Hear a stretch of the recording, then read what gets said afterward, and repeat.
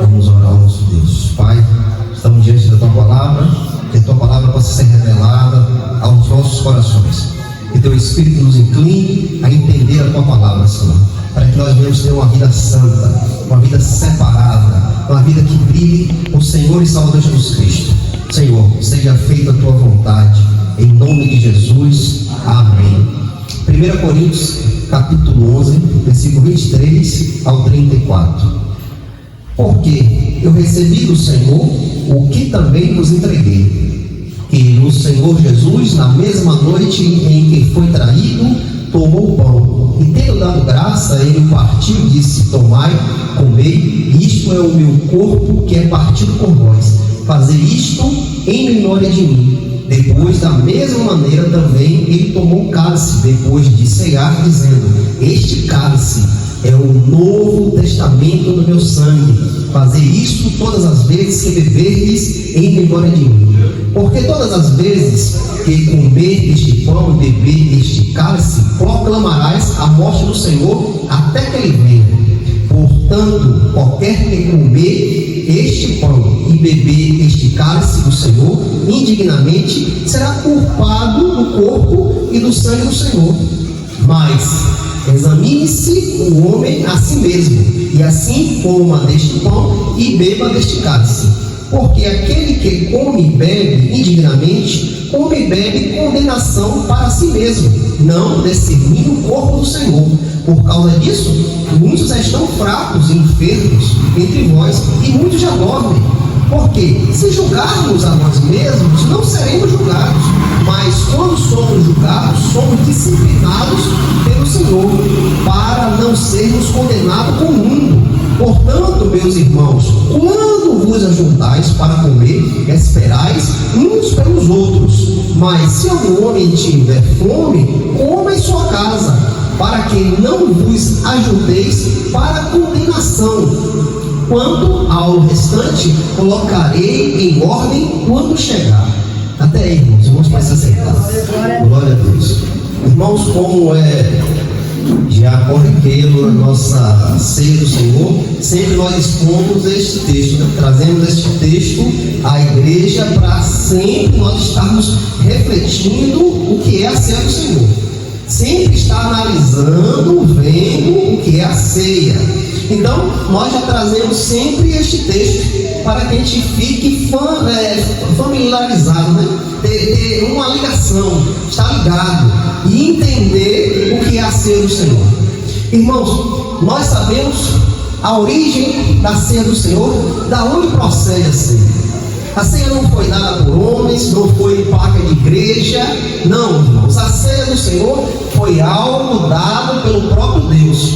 O próprio Deus direcionou os seus santos a trazer a ceia do Senhor. O próprio Deus mostrou como deveria ser a ceia do Senhor.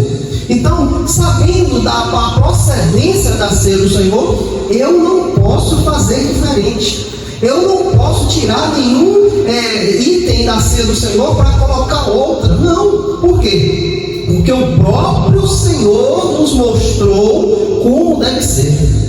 Ele foi a seus discípulos, ceiou com seus discípulos e mostrou como deveria ser feito, para que ele pudesse mostrar algo para os seus discípulos.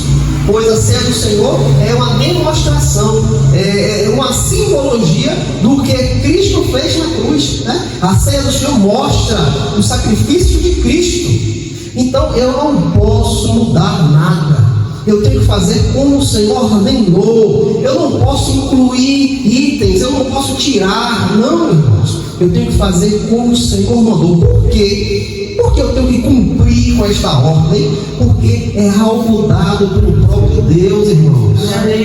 O próprio Deus estabeleceu para que nós venhamos ter a lembrança dele, para que nunca venhamos cair no esquecimento, né? Nós somos propícios a esquecer a todo momento, irmãos.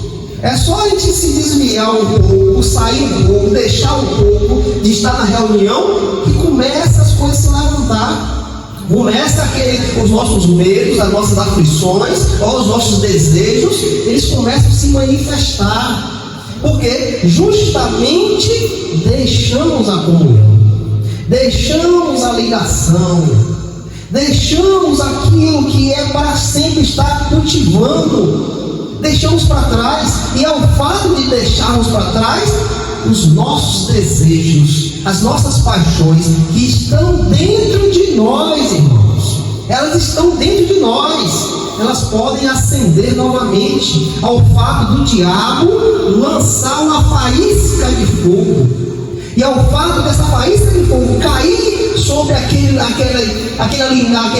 alimento ali, aquele mato seco que está ali, em tempo de pegar fogo.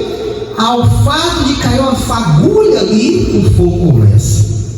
Então, irmãos, nós devemos nos localizar, devemos nos colocar como homens de Deus, mulheres de Deus, e entender quem somos nós agora. E entendendo quem somos nós, o que Cristo fez em nossa vida, nós vamos olhar para a ceia do Senhor como algo separado, como algo santo, como algo que não foi o homem que fez, não foi a igreja que fez, mas o próprio Deus nos entregou. Então, eu sabendo que o Senhor nos deu uma ordenança para cumprir esta ordem, eu devo me submeter a esta ordem. Eu devo me encaixar nesta ordem. Eu não posso chegar de qualquer jeito, eu não posso fazer de qualquer jeito, não. A ordem foi dada, nós devemos cumprir. Se um juiz decretar algo para você fazer aqui na terra, você não vai cumprir? Por quê? Se eu não cumprir, eu posso ser preso, ou posso ter tirado algo que eu gosto de mim, posso ficar enclausurado. Então eu tenho que cumprir com aquela lei.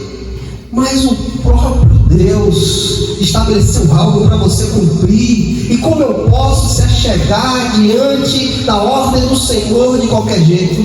Como eu posso? Eu tenho medo de um juiz terreno na terra, e não tenho medo do Deus dos deuses, do juiz dos juízes. Irmãos, nós estamos com uma mentalidade muito pequena, irmãos. A nossa mentalidade está cada dia, parece que está diminuindo. As coisas que nós vemos aqui hoje em dia nesta terra, a gente para pensar, fica analisando: meu Deus, o que está acontecendo com este povo? O povo está regredindo, irmãos. Eles estão regredindo. Em vez de crescer, se edificar, ficar fortes, não, eles estão enfraquecendo. Eles estão cada dia mais regredindo, ficando pequenos.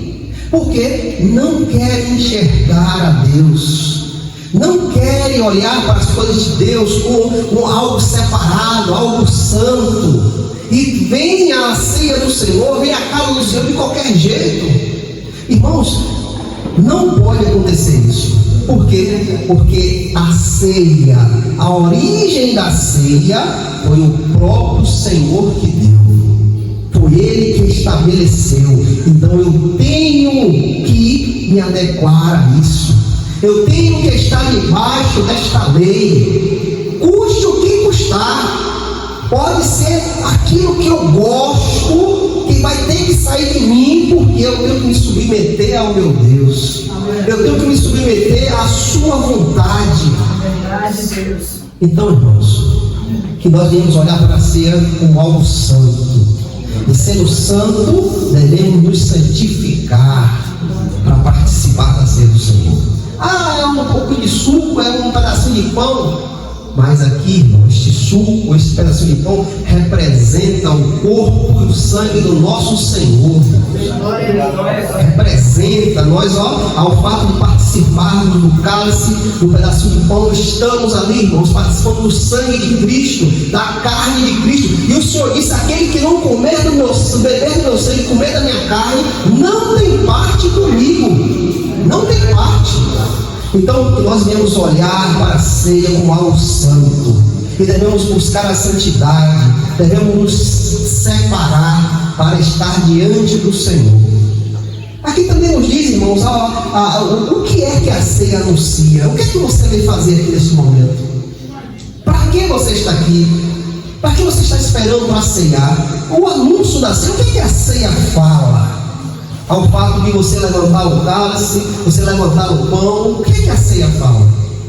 Aqui, irmãos, em 1 Coríntios capítulo 11, versículo 26, aqui diz, porque todas as vezes que comer este pão e beber este cálice, proclamarás.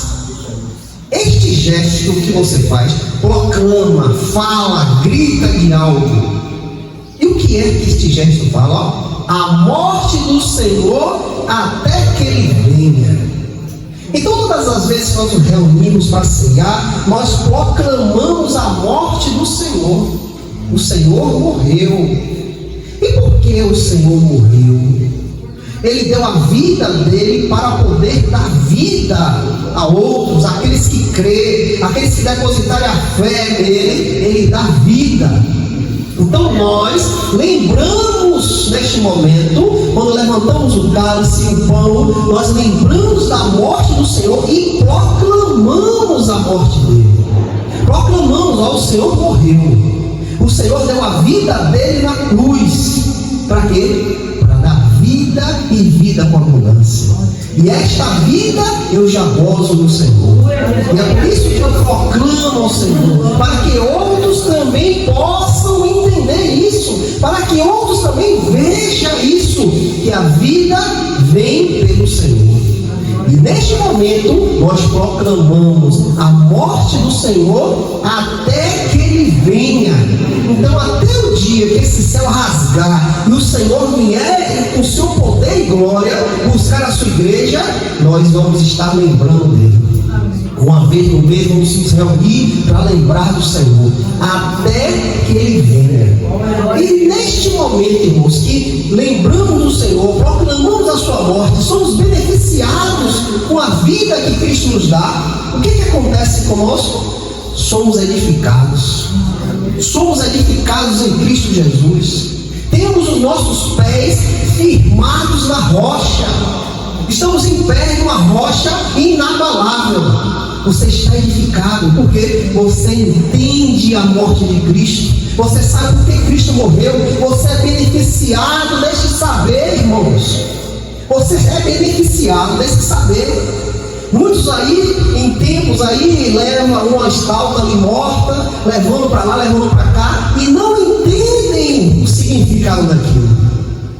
Antes nós estávamos assim, fazíamos parte disso também, não entendendo aquilo, não leva para lá, o Senhor morto, leva, faz, acontece, mas não sabem o valor daquilo, não sabem o que fazem, eles não são edificados. Participa daquela ordem, daquela denominação, faz todo o ritual, mas não são edificados porque não entendem, não sabem, estão cegos, enganados. Ao contrário de nós, irmãos, nós anunciamos a morte do Senhor até que Ele venha, porque a morte do Senhor nos beneficiou com vida e vida com abundância, vida e vida para a eternidade. Então nós entendemos, e quando entendemos a morte de Cristo, somos edificados. Temos uma vida edificada no Senhor, porque esperamos pelo nosso Senhor, anunciamos ao Senhor até que Ele venha. Até que Ele venha. Então a importância da ceia do Senhor é você lembrar do Senhor, e ao fato de lembrar, você é edificado em entender o que Cristo fez em sua vida, em entender o que Cristo te deu. Estamos salvos em Cristo Jesus, aguardamos o nosso Senhor até o dia da glorificação, irmãos. Então somos edificados, sabemos, entendemos, mas também, irmãos, devemos abrir os nossos olhos, devemos abrir os nossos olhos, porque ao fato de você ser edificado, você pode também, irmãos, ser destruído. Você pode ser destruído ao fato de você não ter edificação, ao fato de você não entender a ceia do Senhor. Você pode ser destruído. Em 1 Coríntios capítulo 11, versículo 27 ao 34, o apóstolo Paulo chama a atenção, porque qualquer que comer este pão, beber este cálice do Senhor, indignamente será culpado do corpo e do sangue. Mas examine-se o homem a si mesmo, e assim coma deste pão e beba deste cálice. Porque aquele que comer e beber indignamente come e bebe condenação para si mesmo, não discernindo o corpo do Senhor. Por causa disso, muitos estão fracos e enfermos entre vós, e muitos já dormem. Porque se julgarmos a nós mesmos, não seremos julgados, mas quando somos julgados, somos disciplinados pelo Senhor, para que não sejamos condenados com o mundo. Se nós não entendermos a ceia do Senhor, irmãos, vamos estar comendo condenação. Vamos estar comendo condenação. Paulo é bem claro, porque qualquer que comer este pão e beber este cálice do Senhor indignamente será culpado do corpo e do sangue. Paulo nos chama a atenção para que nós venhamos abrir nossos olhos, abrir nossos ouvidos e ver o que está acontecendo, irmãos. Ver como é que está a nossa vida diante do Senhor. É momento de conserto, irmãos. Paulo nos chama a um conserto. Ele não diz, não participe, saia daqui. Não, ele manda você se analisar. No 28 diz, mais. Examine-se o homem a si mesmo. Paulo não diz para você não participar, irmãos. Isso é uma ignorância que muitas vezes eu já pratiquei isso. Ao fato de estar errado, não tomava a ceia do Senhor, mas eu estava completamente errado. Eu estava numa posição que não queria me arrepender, achava que o meu pecado é tão grande que eu não deveria participar da ceia, e ao fato de eu achar isso, não habitava arrependimento ao meu coração, irmãos. E Paulo nos fala completamente diferente, mais. Ele diz assim, tem mais uma chance, mas examine-se o homem a si mesmo. Paulo nos chama, irmãos, a um arrependimento. Todo mundo erra, irmãos. Ninguém é santão, não. Ninguém é melhor do que o outro, não. Todo mundo comete erro. Até sonhando nós cometemos erro. Nós pecamos. Pensamentos que vêm à nossa mente, nós pecamos, mesmo não praticando. Como que Jesus disse, não precisa nem você ir lá, basta você pensar em seu coração e desejar, você já pecou. Quantas vezes nós fazemos isso? Quantas vezes o nosso quantas vezes nós olhamos para algo e desejamos? Pecamos, não somos santão, não somos homens de Deus, não, irmãos, somos seres humanos comuns. O erro, nós erramos, mas o que tem que acontecer em nossa vida? O que nós devemos estar olhando é o que? Examine-se, olhe para dentro de você e veja o que você fez de errado diante do Senhor. Veja o que você cometeu. Veja, Senhor, isso aqui está errado. Isso aqui não é para eu fazer. Senão me perdoa porque eu cometi esse erro, eu fraquejei, eu fui fraco, eu cometi. Irmãos, o principal da nossa vida é ser humilde, irmãos. Ser humildes em reconhecer o nosso erro, irmãos. A gente não pode, irmão. Olha, os irmãos estão vendo aqui, eu não vou falar nada não vou me arrepender não, porque eu tenho vergonha. Irmãos, Deus perdoa qualquer pecado, irmãos. Ele é justo e fiel para nos perdoar. O que tem que habitar em nosso coração é a humildade em rever que errou. A humildade de dizer, eu errei. Igreja, eu errei, me perdoe. Glória a Deus. Eu passei por uma situação, vamos sair de uma denominação, eu fiz algo errado. Porque era para eu ter ido lá diante da igreja e falar que não ia ficar mais naquele lugar, naquela igreja. Mas eu errei, eu mandei um áudio para o pastor. Mas isso aí o Espírito Santo falou no meu coração. E me trouxe uma tristeza tão grande, no momento ali do corpo do sangue quente, para mim estava tudo bem, fiz o certo e acabou. Mas depois, com o sangue esfriou, o Espírito Santo falou, irmãos. E quando o Espírito fala, lhe dá uma tristeza, e aquilo lhe esmaga. E você tem que consertar. Enquanto você não botar aquilo certo, não acaba, irmãos. E aquilo mastigando, eu tenho que ir lá. Deus me levou lá. Assim que eu cheguei, o pastor me deu a oportunidade. O que vai ter que fazer? pedir perdão a todo mundo, irmãos. Irmãos, eu fiz assim, errei de ter feito isso, eu deveria vir aqui conversar com os irmãos. Irmãos, eu vim aqui pedir perdão aos irmãos. Pedir perdão, irmãos, reconheci meu erro diante da igreja.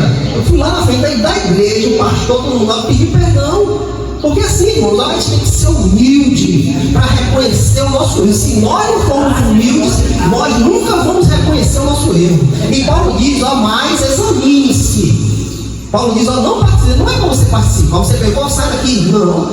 Paulo diz, vocês examine-se, olha para dentro de você. Olha e veja o seu erro. Olha, pegue o seu erro e tire de você.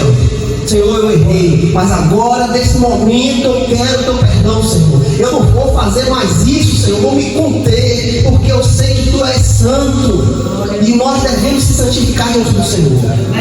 E Paulo nos chama ao conserto, irmãos. Mas examine-se o homem a si mesmo, e assim coma deste pão e beba deste cálice. Depende de cada um de nós, irmãos. O Senhor está aqui para perdoar, o Senhor está aqui para dar perdão. Depende de cada um de nós reconhecer isso. Eu estou errado, eu tenho que me consertar. E Paulo diz, porque aquele que comer e beber indignamente, aquele que persistir no erro, não vou perdoar, eu não posso fazer isso porque vai me diminuir. Aquele que persistir no erro, Paulo diz, come e bebe condenação para si mesmo, não discernindo o corpo do Senhor, não enxergando o corpo. Aí Paulo diz, as causas disso, de você não enxergar, de você consistir no seu erro, não vou me arrepender, eu não vou participar da ceia. Não. O que acontece? Por causa disso, muitos estão fracos e enfermos entre vós, e muitos já dormem. Irmãos, Deus não é brinquedo, não, irmãos. Deus não é brinquedo. Deus sara a enfermidade, mas Deus também coloca enfermidade, irmãos. A enfermidade de Jó foi colocada pelo próprio Deus. Deus permitiu. Deus deu permissão ao diabo colocar. E também Deus foi lá e tirou. Ele dá e tira, irmãos. Não pense que Deus é um Deus Papai Noel, que você vai dar sua bênção, sua vitória. Não. Deus traz também desgraça sobre a sua vida. Viu? Por a vontade dele, ele traz. Lembre de Davi. Davi pecou escondidamente. Deus disse, você vai pagar tudo isso na clareza do sol. Eu vou fazer para todo Israel ver na luz do sol. Você fez escondido, pensando que eu não ia ver, mas eu vou fazer na luz do sol e todo Israel vai ver. O que foi que Absalão fez? Pegou todas as mulheres dele e usou na frente de todo mundo.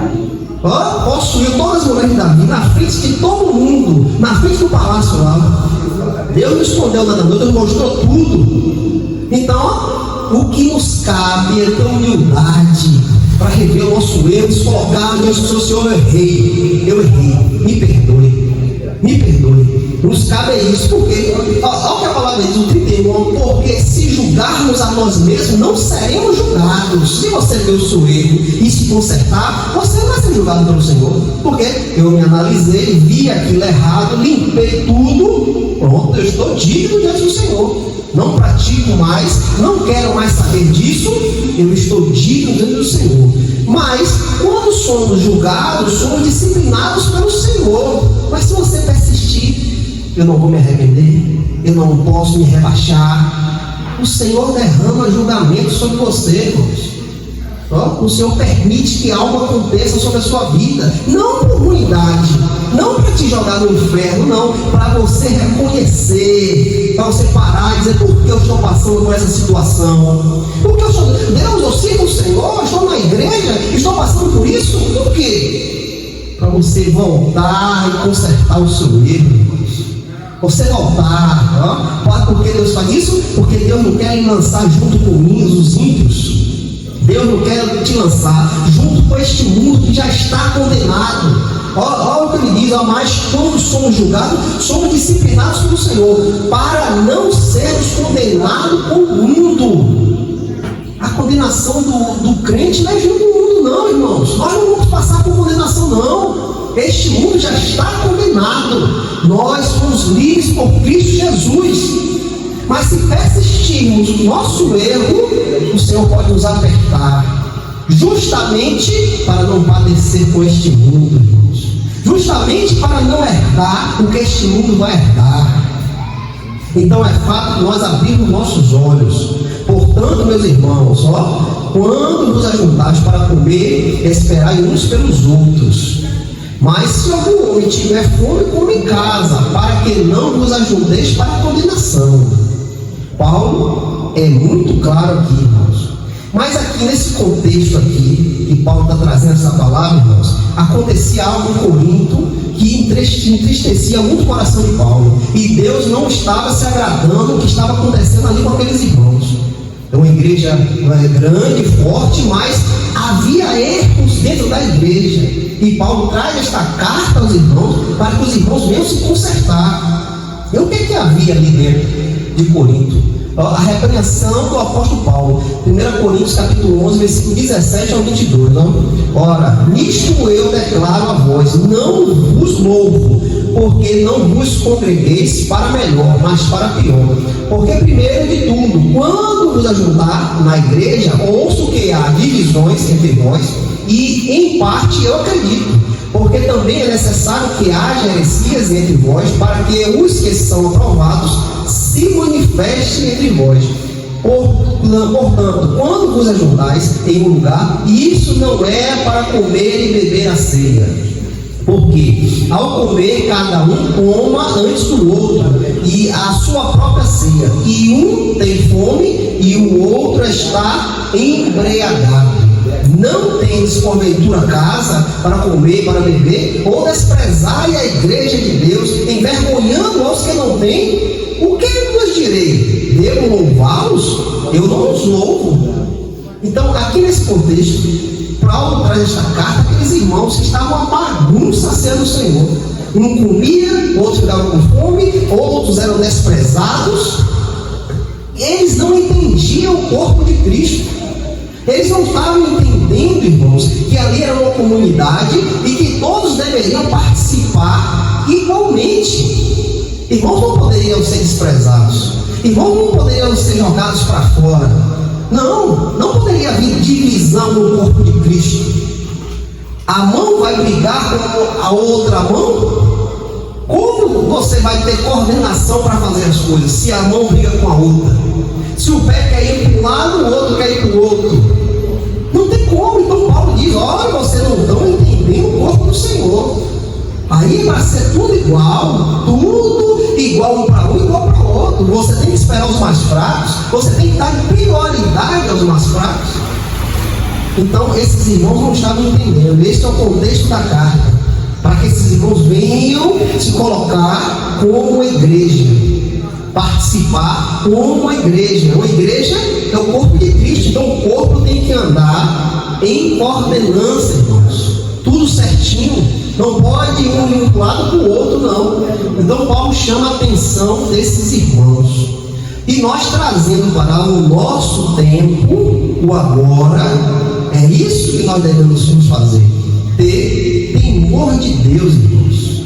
Ter temor. Saber que Deus estipulou a ceia para que nós venhamos lembrar do Senhor. Saber que o corpo tem que andar unido. Então eu não posso desprezar meu irmão. Eu não posso desfazer de nenhum irmão. Temos que andar todos juntos no mesmo caminho. Mas para que eu possa ter esta percepção, irmãos, para que eu possa entender isso, eu tenho que entender o meu chamado. Eu tenho que saber que o Senhor me chamou para melhora, não foi para piora. O Senhor me chamou para agora, irmãos. Cada dia iremos subir um degrau. Cada dia no mundo espiritual você vai ser edificado. Cada dia você vai ter experiências que vai lhe edificar, para você ser um homem de Deus, uma mulher de Deus. E essas experiências irão nos provar a nossa fé, para que nós venhamos ter uma fé forte, fervorosa no Senhor. Então, tudo que se levanta contra nós, tudo que vem para querer nos derrubar, ou muitas vezes vem para nos abençoar, é para a nossa própria edificação. É para que nós venhamos entender o nosso chamado. para que nós vamos entender que somos homens e mulheres de Deus, separados para algo. Vocês foram recolhidos de um lugar e colocados em outro para um serviço, para fazer algo. E aqui, irmãos, o chamado de Isaías, isso nos vem refletir como nós devemos nos comportar diante do Senhor. Isaías capítulo 6, versículo do 1 ao 8. Olha o que a palavra diz: no ano em que o rei Uzias morreu, eu vi também o Senhor assentado sobre um trono alto e exaltado, e a orla do seu manto encheu todo o templo.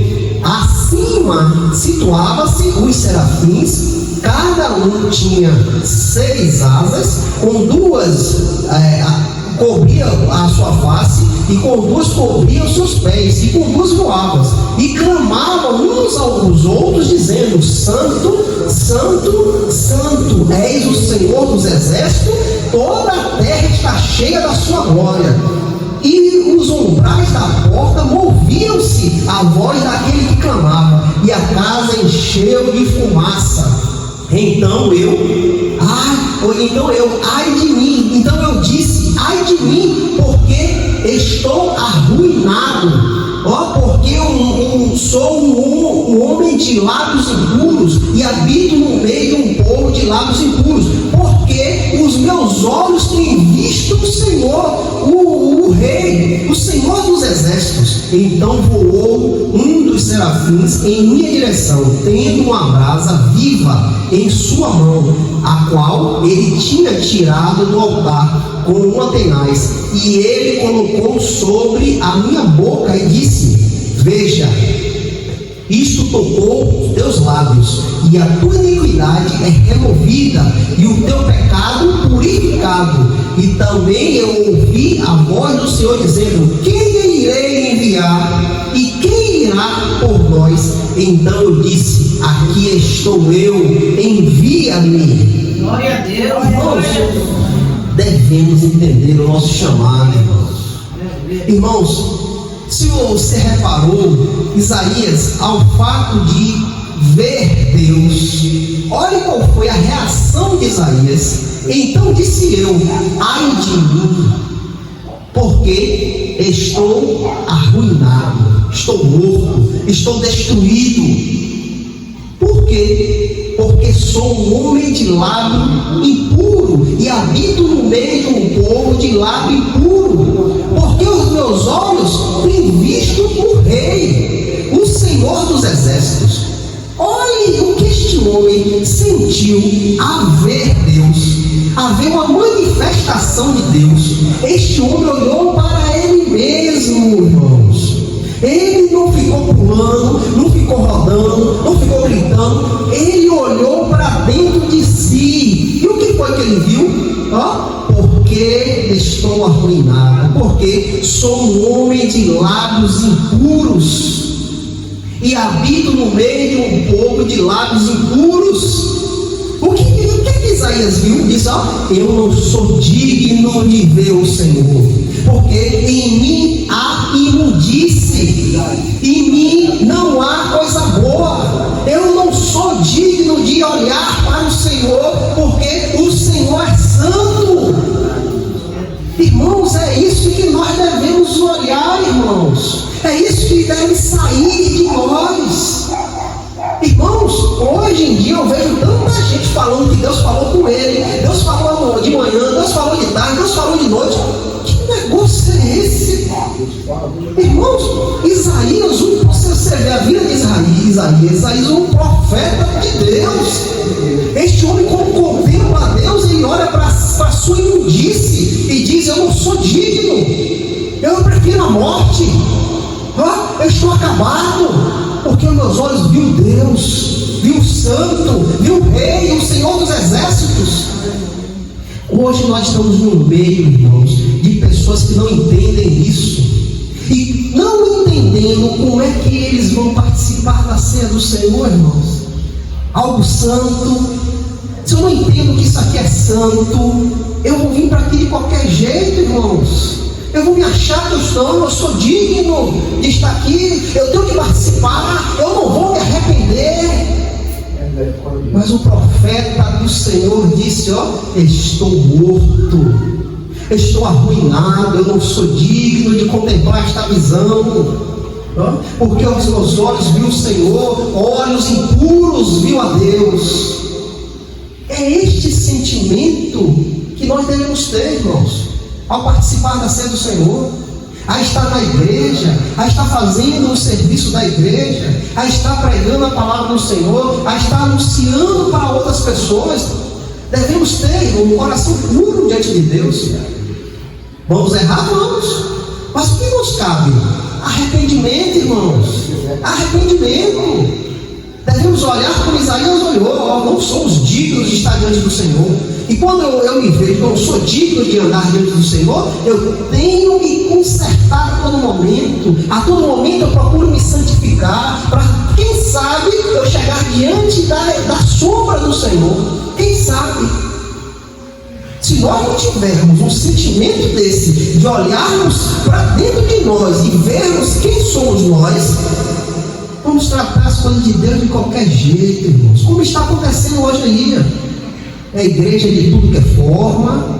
Você tem um pastor nos Estados Unidos que, para implantar a igreja, ele vai no bairro, faz uma pesquisa. Como é que você quer uma igreja? O que você acha que deve ter dentro da igreja? Ele faz uma pesquisa com aquele povo daquele bairro e vai lá e implanta a igreja de acordo com a vontade daquele povo. Imagine. E ainda, para você ter a ideia, pastores daqui no Brasil vão para lá tomar curso com esse pastor. Para quê?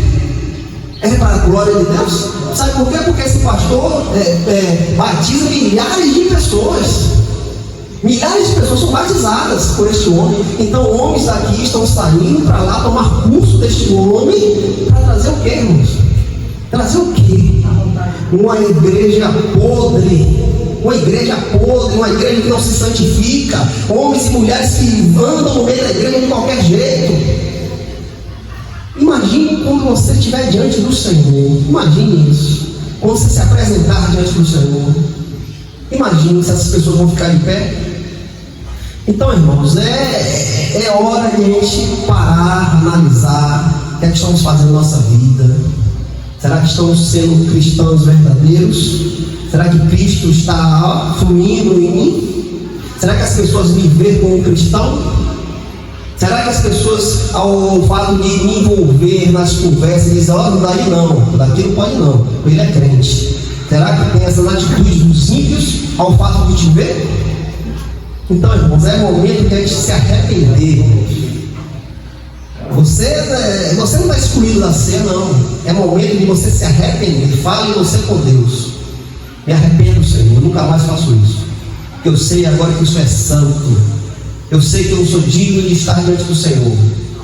Se eu estou diante do Senhor, porque a tua graça me deu esse privilégio. E eu tenho que zelar por isso. Eu tenho que guardar como um tesouro precioso.